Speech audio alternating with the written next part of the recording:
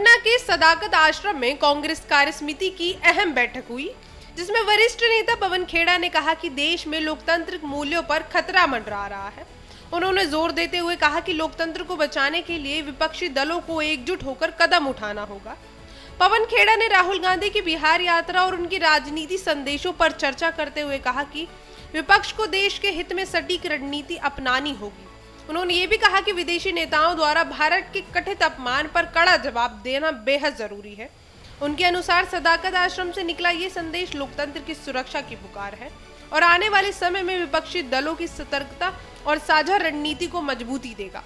चलिए जानते हैं पूरी रिपोर्ट।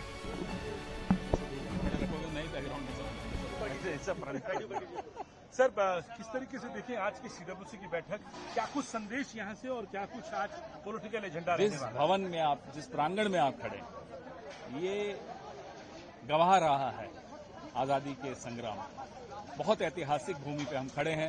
जाहिर सी बात है, एक ऐतिहासिक क्षण है और यहाँ से जो संदेश निकलेगा वो न केवल बिहार के लिए, न केवल देश के लिए, अपितु पूरे लोकतंत्र के लिए एक ऐतिहासिक संदेश यहाँ से आज निकलेगा।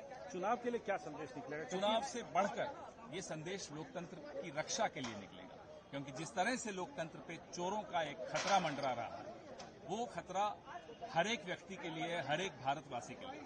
सम्राट चौधरी कह रहे हैं कि जब भी राहुल गांधी आते हैं बिहार तो बल्कि हमारा प्रचार होता है, क्योंकि वो देखते हैं सड़कें, उन पर जो आरोप लगे पहले उसका जवाब दे दें, फिर बात करेंगे। एक आखिरी सवाल सर, UNGA के बाद में डोनाल्ड ट्रंप ने एक बार फिर कहा कि भारत जो है वो कंट्रीब्यूट कर रहा है। नरेंद्र मोदी जी क्या सिर्फ गिन रहे हैं कि कितनी बार अपमान हो रहा है भारत का? रोज बैठकर क्या सिर्फ गिनती करते हैं कि भाई आज 50 बार अपमान कर दिया ट्रंप ने? जवाब क्यों नहीं देते? क्यों डरते हैं ट्रंप से? So the last question, what is the message from the CWC in Patna and what is the political message? This is the historic premises of Sadakat Ashram where we are standing.